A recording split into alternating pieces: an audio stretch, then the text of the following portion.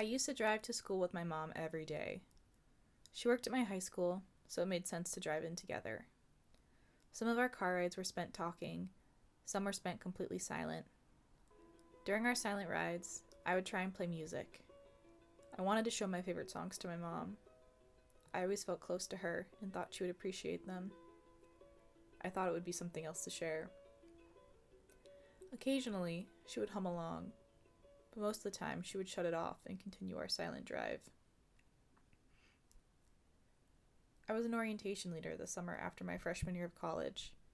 I did it with my boyfriend at the time, which meant we got to spend our days off together. We drove around a lot, sightseeing through small Vermont towns while his music played in the background. It was always the same Pop Goes Punk mix or early 2000s songs playlist, which was cool but became mind-numbing after a while. If I asked to put on my music, even just to cue up a song, he would always freak out and stop me.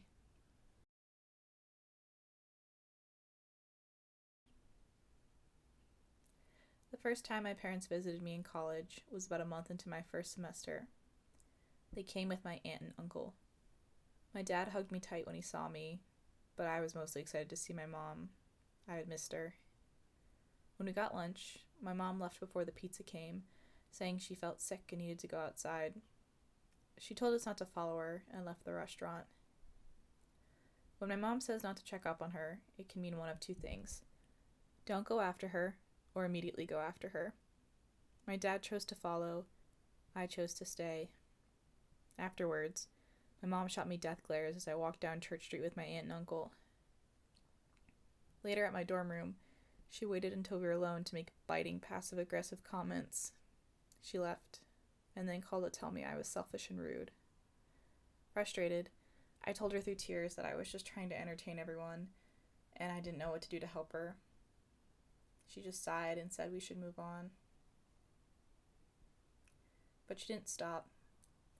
When I came home from studying abroad my junior year of college, I spent an entire night talking to her about it and spent the entire next day with her. When my sister came home for the holiday, and I spent time with her instead, my mom went silent for days. She barely looked or talked to me the entire week. At the end, she finally yelled at me. And for once, I yelled back. I wanted to try and put my anger out the way she did. It didn't last long, even when she egged me on. I gave up and told her she won, that she got what she wanted, a reaction. I went back to school, tail between my legs, and I didn't make an effort to call for months.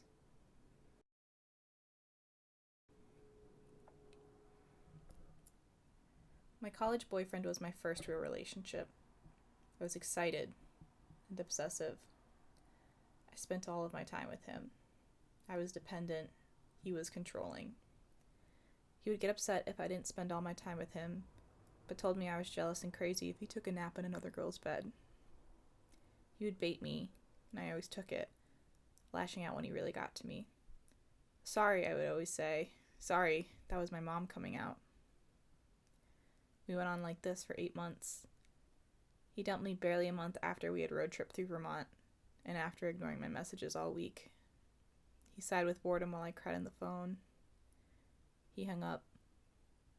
The next day, I called my mom, and she sat with me in my sadness and offered me kind words.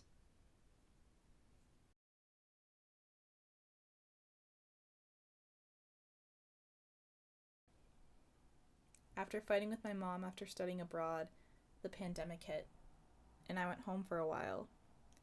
I was wary of being around her.